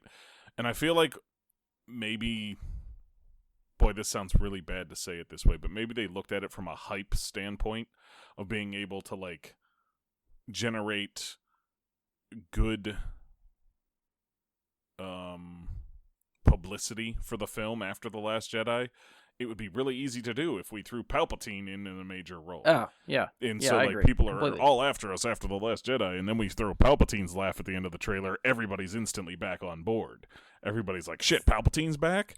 And Fan service. That'll give everybody a chance to come back. You Yes. could even do it with this, just since he appears in it. You could have thrown the laugh in. Like, it wouldn't have paid off maybe as much for people because he would have been just pissed a about that message. laughed afterwards. But, you know, I mean, who cares? They bought their ticket. Yeah. That's very true. And I feel like, you know, like, I wish we had gotten some mashup of this with what we got leading more towards this. Sorry. You know, just more in this direction. You know, Yeah. a more polished version of this with maybe some of the touches they put into Rise of Skywalker that I thought were great. Yeah. Now, I want to at least point out, upon trying to research this kind of stuff, you start clicking down the internet rabbit holes and stuff, but within the last couple of days, there was a Reddit post that linked to the website Making Star Wars, where the author of this other article, Jason Ward, claims to have seen the second draft of what Trevorrow and Colony had done. His article is much less coherent, and it's very difficult to read. I couldn't confirm the validity of the script. I have no idea if it's complete bullshit or not. Some of the plot points line up with this one. It features less of Leia, which makes sense because it would have been written after Carrie Fisher died. Yeah, of course, that would have caused issues. But, I mean, there are a lot of changes in there, too. Like, the whole second half of the script changes. Rey goes through some different stuff in the second draft, if it's true. So, but I mean, again, depending on whether or not you want to believe it's true or not, but I want to throw it out there, if you want to dive down this rabbit hole that I did, the stuff's there. So, if you want to see whatever this second draft could have been, if this is true, check for Making Star Wars. And check their second draft. Which, second draft, I don't like as much. This is much better. But some of the stuff I was reading, too, I think it was more, I've seen stuff talking about, like, Bob Iger and some of the guys at Disney are saying, like, the Clone Wars connections to Mortis and stuff like that it was referred to as, like, quote-unquote, like, inside baseball stuff. Like, if you are not hardcore to Star Wars, you don't get it. And they weren't sure if it was going to be enough to attract general audiences to know what the hell was going on. But at the same time, if you give them a little bit of an explanation, just enough to get them by in this movie, and then someone wants to, you happen to see the movie with a friend who has seen Clone Wars, and you're like, man, that Mortis thing, I didn't really get it. And then your friend's like, Mortis, that's from Clone Wars. That they tell you all about it. And then maybe it piques their interest to go watch more fucking Disney content. Sign up for Disney Plus. That's what you want, right? So this would help that. Yep. Without a doubt, man. And But it's not like they explain like all that Palpatine stuff in the movie we got. No. True. It's just there. I Like, have... no, Go ahead. it's just not even like the barest of explanations. It just occurs. Yeah, I was going to say, I have more questions about that than I do about this, and I didn't even see this movie. It's there's a point at which I feel like sometimes we're too critical of what we get, and then there's also times where you're just like, no, sometimes you need to explain things in a movie, and things that common are sense. You still need common sense in a movie. Yes, things need to add up, and when there's such a huge thing, like this person died the last time you saw them, but they're back, Yeah. and you're like, but we're not gonna tell you how ever. And you're just leaving it at that. That's it. What? Yeah. Or, hey, guess you remember that Snoke villain, guys? Well, there's some clones in a jar. Deal with it. Yeah. Like He's been pickled. Good luck. it had a lot of like, just what the fuck? Please explain this to me. Moments that it just didn't go into, and I feel like this script doesn't have as many of those. Because it takes things that there is explanations out there for. So if you want the explanation, like you're saying, of Mortis, you can seek it out. It exists. If it was actually the world between worlds, like you said at the end, you can seek it out. It exists. And again, Disney gets to make money when you go to seek it out. Because at least some people are going to do that. It's called brand synergy. Yes. Point you back to your own stuff that you own all of it. I do wonder how long this was, like this first draft. It feels like 3 hours worth of stuff. See, this felt short to me. Did it? Maybe Brian This to me was just felt going like a good. normal 2 hour and 10 minutes. It just felt like it's a lot of back and forth. Like there's a lot of side different plot planets. stuff happening. Like it would. Yeah, everybody is split up, so you have to bounce around a lot to focus on the story, which I could see being confusing. Yeah. And that's one thing I do prefer over with Rise of Skywalker is everybody's together. Having that group together on screen is fun, and I like that dynamic. Splitting them up like this into separate teams and having them all do separate stuff is cool. I think it makes sense from a tactical war perspective. Like, you're not going to put all your eggs in one basket and just say, you guys do this thing, and if it fails, well, we're fucked. Like, you have different plans going on that all could help each other and happen at the same time. That makes sense to me. Well, and they put a lot of things on screen together at the same time in Rise of Skywalker, but one of the things they didn't put on screen was Rose. Oh, yeah. And this seems to give Rose a lot to do. So Burnett actually says in his video that he hopes Kelly Marie Tran never reads this script because Rose has so much cool stuff to do that, like, it'd be She'll terrible hate for J.J. her. Abrams. So, yeah, Rose gets stuff to do. Finn's not fucking Force sensitive. Where the fuck did that come from? That came from bullshit. Yeah. I'll stick to that the whole time. Like, Finn being Force sensitive, I don't like it. Like, if it's there, it's a thing, okay, whatever. It doesn't just be like, oh, I can feel the Force too. Yeah. All of a sudden, in like your late 20s, early 30s, you're not like, wow, here it is. It's not. I think like, there's I don't know. a lot of this stuff for me. I feel like a lot of it is just like, wow, this character actually did something in this script. R2 gets something to do. Rose gets something to do. I feel like Finn gets something to do. Hux gets something to do. The only one I feel like got a little bit shortchanged is maybe Poe. I don't feel like there's too much for Poe, but I feel like Poe could have had more in this script because Poe always needs more. Like Poe is still my favorite character from this entire, sequel trilogy. Poe's a fucking badass. Poe's awesome. Yeah. But he was a spice runner. So he was not in this essentially script. What? Not in this Well, yeah, script. not in this script. But in the one we got, he was essentially a heroin runner in the Star Wars universe. Yeah. And I don't know. They could have given him some other shady thing to do. Thief. is better than Heroin Runner. like I'm sorry, Spice. If anybody's listening and you're not really familiar with the Star Wars universe, Spice is really bad stuff.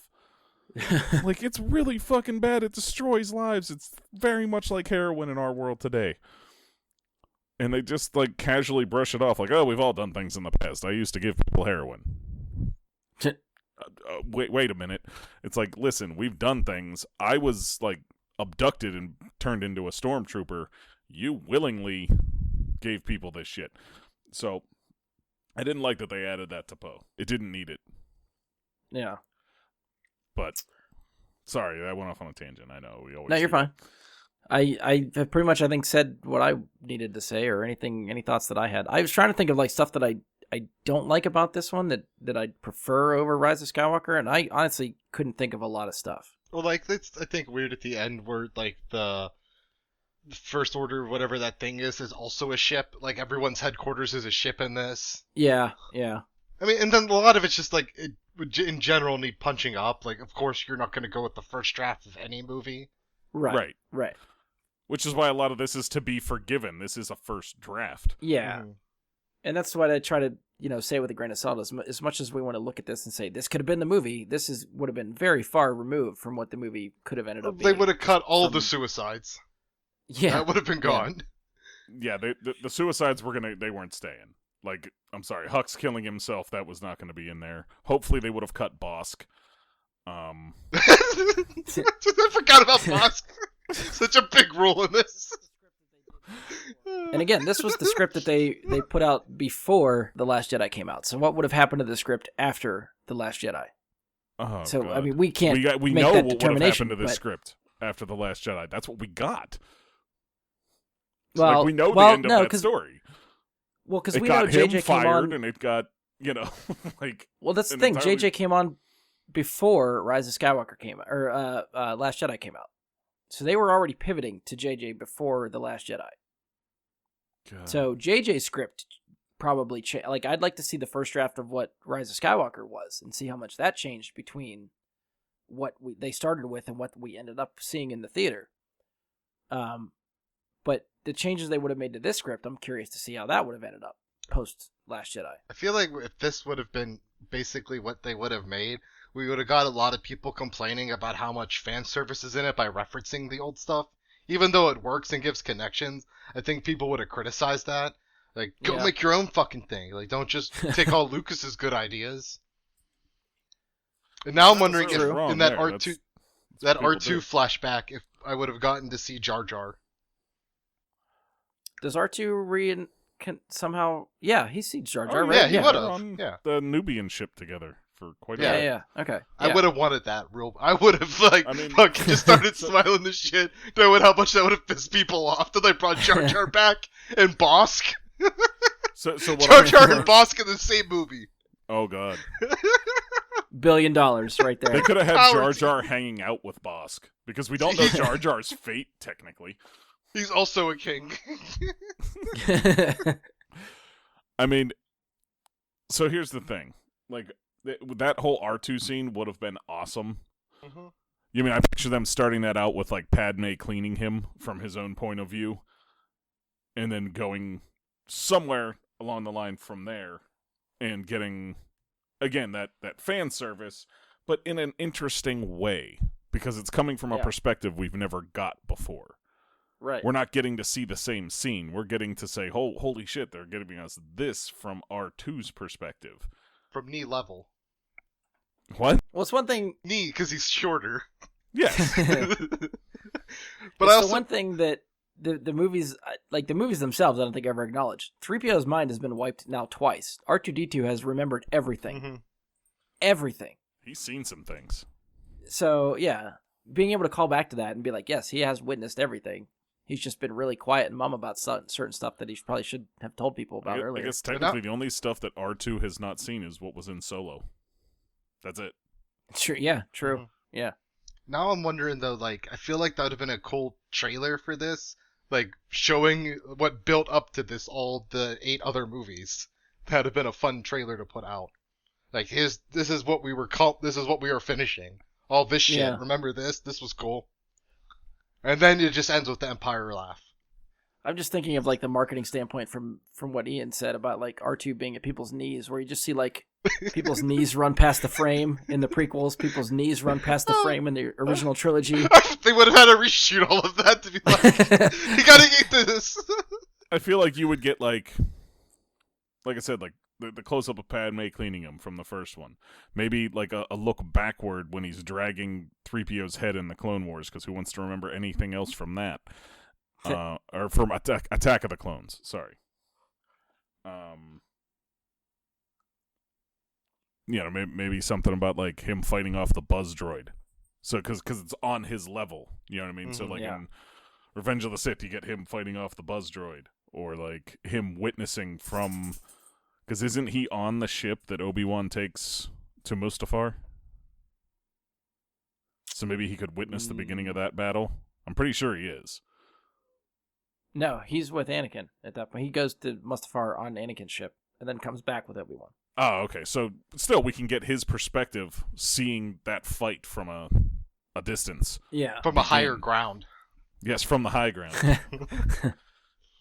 And of course, like, A New Hope, you get Leia kneeling down in front of him, making the recording. I'm just trying to think of things that would be on his level that, like in each movie where there's something. Like you said, like pulling up, like Yoda's on his level. We could get the look at Yoda pulling up the X-Wing. Well, really, too, when R2's like in tripod formation, his legs are back, his camera tilts upwards. So I think he sees a lot more than we think. I mean, they probably wouldn't have shown it from his perspective, I'm sure. They would have just showed the actual clips from the movies. Yes. They wouldn't have refilmed all of it, but I We're think it would be cool if they overanalyzing did. here. How cool would it have been if they did, though? This is fucking Star Wars. Cool. They could have done that. For Star Wars, they could have done it. The budget this movie fucking had, they could have done it. Oh, yeah. Yeah, probably. I mean, there's a lot of cool shots we could have got in that. But yeah, I can already tell you, if they would have done that scene would have wrecked me. Mm-hmm. I would have been bawling at the end of that movie. Yeah. I like how they don't explain how they shut off like the beacon. Like Poe clearly says, like, "There's no way, it's old technology. How can you fuck with old technology?" And then they shut it off like immediately. So there's I actually cut it from my summary, but the Star Wars Newsnet article that I was reading from has a line between Hux and Kylo where Kylo says something like, "What, you can't tell who shut off the beacon?" Like, it sort of seems to refer that Kylo did it, but through the course of the script, there's nothing that says how Kylo did it, so I didn't want to just put that in there and really confuse you guys. So Ian cut it anyway. I was hoping to just blow past it. But yes, there's something that happens that they cut the transmission off, and I guess you're led to believe it was from Kylo somehow, but that's still not explained again how he did it. Okay. But it's one of the, like, this is one of the things I didn't like, because, like, in Rise of Skywalker, it's just implied they sent out the message, and that's good enough for me. I don't physically need to see them activating some weird transmission device that, if it's so old, how is anyone even picking up the signal anyways? Like, I didn't need that, It's just, that was weird. My problem with it, with Rise of Skywalker and that whole thing, is that everybody who answered that call ignored the first call from Crate. Yes, I agree. And that's why I think it's dumb. They called out from Crate, like, "Hey, come help us, guys." And everybody's like, "Nah, we're not going to do that." And then all of a sudden, when it's calling out for help to go to Exegol, they're like, "Okay." A bigger threat, a more powerful enemy, and now they're like, "Yeah, you know what? We'll come for that. Yeah, that sounds like fun." We could have stomped all this out. They have how many Star Destroyers? Yeah, how many Star Destroyers? We have to fly through what to get there? Yeah, let's fucking do it. Yeah, and we're following Lando this time instead of Leia calling for help. Yeah. Like, That's the biggest thing for me, is like, they used Leia's private code at the end of Last Jedi, which, if anyone is going to rally around someone, Leia's the person to do it. Lando goes out, he's like, "Hey, come on, let's go." Everyone's like, "Yeah, let's do it." Like maybe that's why Lando was late, is he was out there. He had to like actually individually like win a game of sabacc against all of them, and when they lost, that's when they had to go. Which apparently he did in like 6 fucking hours, because that's what the time they had before the countdown started for, like, they give you a time stamp on how quickly the Emperor's supposed to attack, and it's like 6 hours, and he shows up with that many people. Well, I mean, it's a relay message, so you're reaching a lot of people all at once on like a private channel or whatever. But again, these are the same people that just a few years earlier completely ignored Leia. And it Yeah. like that's a big issue for me. It's like, what the fuck is that about? Yeah, I get it. Billy D. Williams is cool, but come on. Well, as we got with this script, we found out it wasn't that bad living under the First Order at first. There were no slaves yet. So by the time Rise of Skywalker happens, they're slaves. So Okay. people rebelled. They're child slaves building ships, and they got Tusken Raiders doing stuff without sand. It's a horrible universe. That's the bar. Child labor and Tusken Raiders not on Tatooine. Exactly. Yeah, people were like, wait, I'm seeing Tusken Raiders and they're not on these shitty sand planets? Okay. Hold Like, on. Are they even sand people then? Mutiny. I guess. That's why we call them Tusken Raiders and not sand Is people. that the proper name? Yeah. Am I But getting is there canceled any now? Tuskens to raid That's a great question. if they're not on the place where I don't know why they're called Tusken Raiders. I mean, I guess they're Tuskens and they're Raiders. Maybe that's what it is. Works for me. Did they film like that scene like out in Tuscan, like Arizona? Tusken. You think that's Arizona? You think that's what Arizona looks like? You think it's called Desert? Tusken? Well, yeah, but they got to change it up where people would notice. Oh, so it can't be Tucson. It's got to be Tuscan, Arizona. It's got to, yeah. Oh shit! All right. Any final thoughts? I've pretty much gone through. I just thought it was gonna be a fun look. That's all. Mhm. Not we. It's kind of like a. I don't know if it's like a catch-22. Like I wanted to know what this would have been, but now that I know it, it's like, God damn it, I wanted this, and it just somehow holds Rise of Skywalker to still kind of a crappy light for me. I think. Yeah, I'm not going to disagree. Like this would have been better. Like if they had worked on this and fine-tuned it, it would have wound up better in the long run. Ian, I can't. I think I mentioned it. And I'm just kind of going off sort of what some of your Twitter responses have been. You pretty much liked Rise of Skywalker, Yeah, right? it's my Pretty favorite of the positive new on it? trilogy. Okay. Yeah, I liked it for what it was. My hype was not nearly as high as everyone else's, especially Yeah. coming after Last Jedi, so I wasn't like expecting a fucking masterpiece. It's also part of my process before with these Star Wars movies of being more like, I'm just here for the ride. I'm not gonna get what I want from the movies. Like I want KOTOR-esque level shit, or even like Yeah. this first draft where it's a lot darker. And I know I'm not gonna get it, so I'm much more in the I'm gonna ride this wave. So yeah, there's issues with Rise of the Skywalker, but I'm fine just ignoring them. Like I don't need to know like why would you program Star Destroyers like this? This seems like the dumbest fucking thing to have one beacon send out instructions to all your fucking ships just so they work. What the fuck's up with that? Or like if you have a bunch of Snokes growing, why'd you only use one? Why aren't there 10 Snokes running? Like there could all Yeah. be like chancellors or counselors. But no, I'm just gonna enjoy it. It's fun. Babu Frick is fucking amazing. Who cares if he ran spice? Fuck him. Fuck it. He didn't sell the drugs to people. He just moved spice from one place to another place. Someone had to do it. Did I mean, physically, someone would have to move it. And I mean, but not if they all said no and they all had morals. yeah, but this is a universe where it's not a perfect world. Someone would have done it. Yes. But I guess my only real issue is they hint the fucking double-bladed lightsaber, and I never fucking get it. Like double-bladed lightsabers are so cool. Like they show us in that like scene she has where she thinks she goes dark, but she never fucking makes it. Unless it's like implied at the end that she has it, but she doesn't turn it on, so it doesn't count. That's Yeah. my only real She issue. definitely has a double-bladed lightsaber there. But I'm so convinced They're of so that. That is cool. a double-bladed lightsaber in her hand, and she only ignites one side of it. that's Yeah. what I'm hoping. She's got a it's so full-on cool. Bastila. That, and I guess the only thing, because it was like the end of the movie, and I'm really thinking about it, and I'm like, this is a thing that annoys me, where she hides like Luke and Leia's lightsaber. I'm like, just hold on to them. Why are you hiding them? It's symbolic. I think it was like, I was going to say, like, that was like a memorial kind of thing. Just build a statue. Like, it put the sabers in the statue. Like, do that at least. I don't know, but yeah, I mean, I enjoyed it for what it was. I would have liked this a lot too. What we just read, I would have taken out a lot of the stuff I liked from it, like all the dark stuff, because There's no way a mainline Disney movie for Star Wars would have that. Right. Yeah. If I ever get like that HBO show where they do like the underbelly, seedy, hut consent law stuff, amazing, can't wait. But for mainline Star Wars, I wasn't getting that. So I know a lot of this would have been cut that I really liked. But this still would have been fun. And I think I would have, all those people complaining about Rose would have been super pissed with how much she got to do in this. That would have made me happy. I kind of love that. That would have, I kind of love that. That'd have been a fun exchange on the internet for a while. Seeing how these dudes complained that they gave her almost more stuff to do after the last one. Honestly, that's what Disney had to do. If they not shut people up, but just be like, "Fuck you! You're complaining about these for the wrong fucking reasons, and you're all racist. So we're just gonna do what we want. Fuck you." I mean, I won't. Instead of seeming like they adhere to what all the man baby crybabies were doing on the internet and being like, "Oh, you don't like her? Oh, sorry.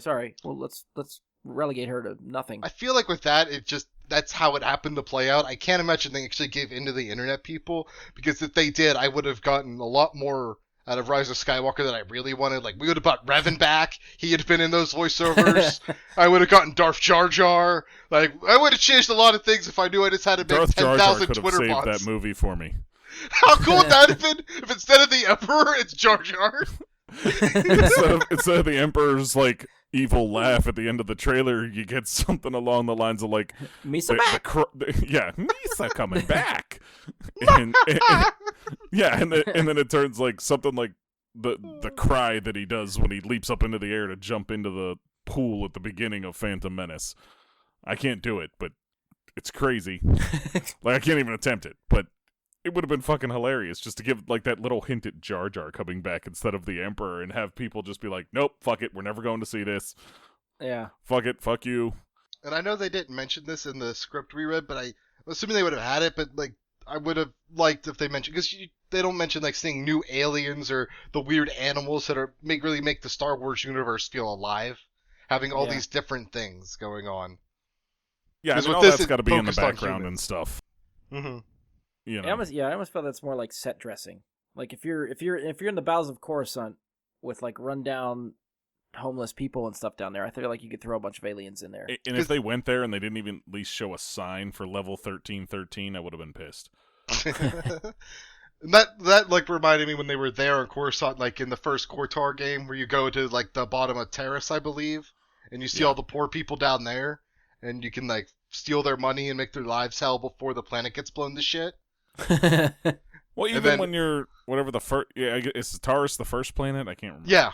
Or is that so you can go down yeah. with the swoop bike gangs there. Yes, swoop bike gangs. Why don't we have the that swoop in bike these movies? races? But they have like the underworld going on, and I was like, honestly, I was hoping for more things like that coming from the Mandalorian. I was hoping for that darker, grittier stuff to be there in that series. And don't get me wrong, I still really like what they did with the Mandalorian, but instead of that, we got Baby Yoda, which I'm okay with that.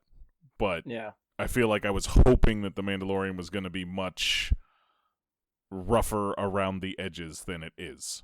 That would be my only like complaint about it. we might be able to still get that. Maybe that's season 2. Maybe they're working up to that. Contact Zack Snyder. Get him in Yes! season 2. Thank you.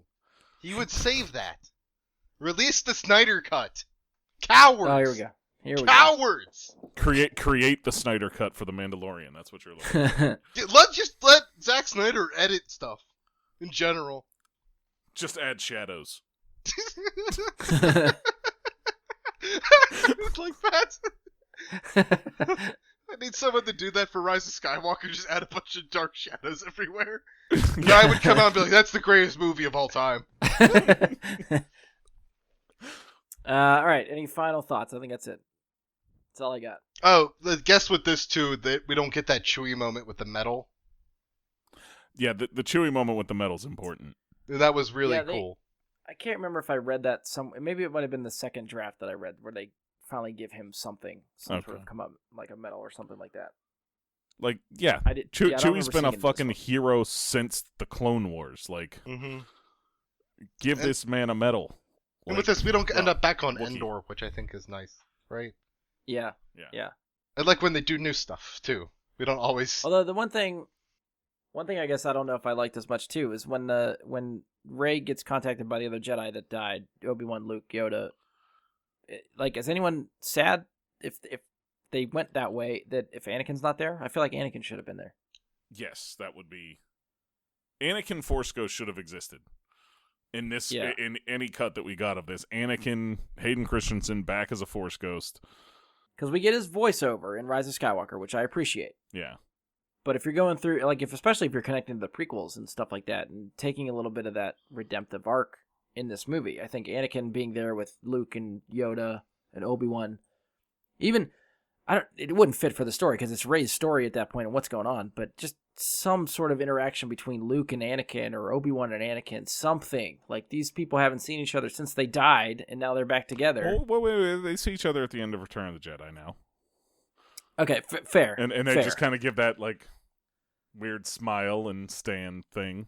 I guess I've always just wanted that conversation to happen. And I feel like with this, it's those three because they're like the teachers that have passed down. Sure. Like, all of the knowledge has come from them that's to fair. Rey. All That's right. why it's them. Okay. Like, yeah, it'd have been cool to see Hayden Christensen get some work again, but, you know, all the people he could have taught, he killed. Fair. I'll buy that. I will buy that. Well said. All right. I think that's it. We good? Yeah, I mean, Good. I would have enjoyed seeing this. So. Like, once again, it's always, I would like more Star Wars. Please make more Star Wars. Yes. Yeah. Yeah, and Mike and I have said that too. We're like, regardless how we feel about the Rise of Skywalker, in the end, we still love Star Wars. Give me all the Star Wars. Mm-hmm. Yeah, I mean, a Star Wars film I'm not very thrilled with is still more fun for me than most films. Yeah, like, Yeah. who would want to watch King Kong instead of Star Wars? And that's a good place to wrap it up before we go down that road. If you've enjoyed the show, please support us. Leave a 5-star rating and review. Give us a share on social media. You can follow us or subscribe to the show. Check us out on Spotify, iTunes, Google. We're hosted on Anchor now. You can find us on Facebook. Search Bry Guy and Super Friends or go to facebook.com/Bry Guy Super Friends. You can send us questions, comments, topic suggestions there. Attempt to email us, bryguysuperfriends@gmail.com. It's there. I don't check it. Feel free. Leave us something. I'll get it 3 years from now. Tweet us on Twitter @BGSuperFriends. That we'll see. That will comment and talk to you. And on behalf of Ian, Mike, and myself, thank you for listening. We'll talk to you next time. Love you guys.